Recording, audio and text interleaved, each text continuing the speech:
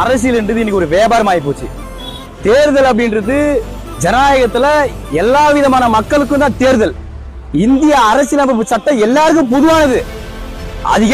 அதிகார வர்க்கத்துல இருக்கிறவன் தொடர்ச்சியா இந்த தமிழ்நாட்டை ஆண்டு கொண்டிருக்கிற கட்சிகளுக்கு மட்டும் தேர்தல் கிடையாது.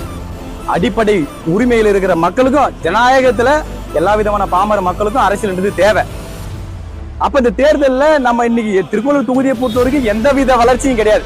கடந்த ஒரு 10 ஆண்டு காலமா இப்ப தான் சார்ந்து இருக்கக்கூடிய கிராமம் பாத்தீங்கன்னா வீரசோழபுரம் கிராமம். அந்த கிராமத்துல சரியான பேருந்து நிழல் கூட கிடையாது. இப்ப நான் பஸ் ஏற போனோம்னா அந்த பேருந்து நிழல்கள் நான் உட்காந்து இடிஞ்சு விழுந்துரும். கிட்டத்தட்ட எம்ஜிஆர் காலகட்டத்தில் கட்டப்பட்ட பேருந்து நிழல் கூட அப்ப கிட்டத்தட்ட இத்தனை ஆண்டு காலமா அந்த பேருந்து நிழல் கூட கூட கட்டல. அப்ப சட்டமன்றத்துல திருக்கோளூர் தொகுதிக்கு நிதியை ஒதுக்கலையா? ஒரு ஆண்டுக்கு ஒரு சட்டமன்ற உறுப்பினருக்கு 3 கோடி நிதி ஒதுக்குறாங்க. அந்த நிதியை சரியான முறையில் எந்த சட்டமன்ற உறுப்பினரும் பயன்படுத்துறது கிடையாது.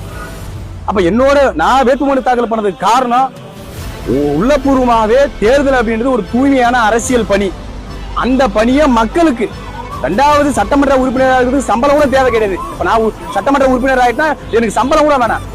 மக்கள் பிரச்சனையை எடுத்து சட்டமன்றத்துல முறையா வாதிட்டு அந்த நிதியை அங்கிருந்து வாங்கி மக்களுக்கு செலவு பண்ணணும். சரியா ஒரு தொகுதி அப்படின்னா சரியான குடிநீர், மருத்துவம், கல்வி, அடிப்படை தேவைகள், ஒவ்வொரு கிராமத்துக்கும் தண்ணீர் பிரச்சனை.